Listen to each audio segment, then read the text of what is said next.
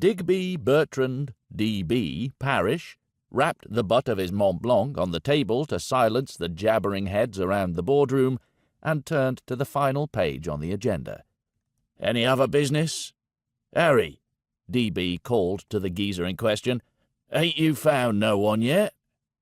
Director of Human Resources, Harry Bryce, slim, bordering on scrawny, with a huge overbite and Toby-jug ears, wilted under the intense scrutiny. He opened his mouth, but said nothing. "Well?" DB kept his voice low. He'd learned a long time ago that a quiet voice in a big room could travel a long way if you carried a big stick. And in Hutch, his ever-present pit-bull terrier of a minder, he had a stick big enough to silence the roar of a lion.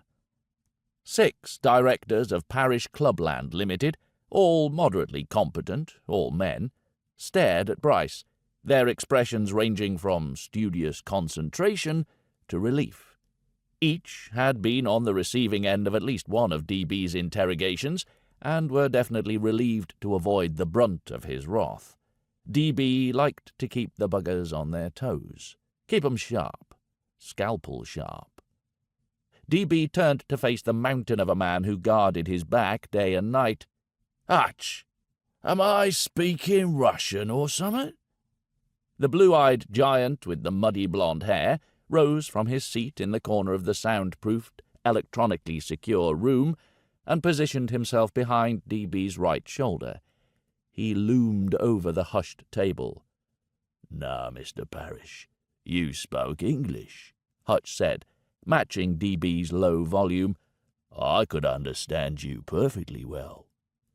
"So, why ain't he answering my questions, d'you think?" "I have no idea, sir.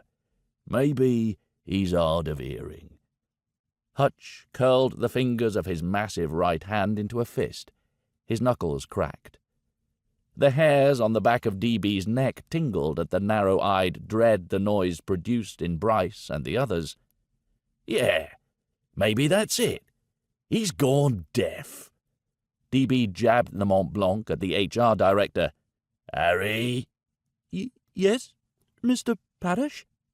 Bryce's dopey Welsh voice cracked, and he kept his eyes fixed on the pen. "Is you mutton?" "Mutton? No, sir. Not me. I can hear well enough." DB looked up at Hutch, the only person he'd allow to stand so close to him outside of a bedroom or a barber's shop. "See, Hutch, the bloke ain't mutton." Hutch nodded slowly. "I have to agree with you, Mr. Parrish. There doesn't appear to be much wrong with Mr. Bryce's ability to hear." "Yeah, right. But if that's the case, why ain't he answering me?" Hutch shrugged his huge shoulders. "I'm afraid I have no idea, sir." Sorry, Mr. Parrish," Bryce mumbled. "I was trying to put my thoughts in order." "You ought to come to the boardroom prepared, Harry."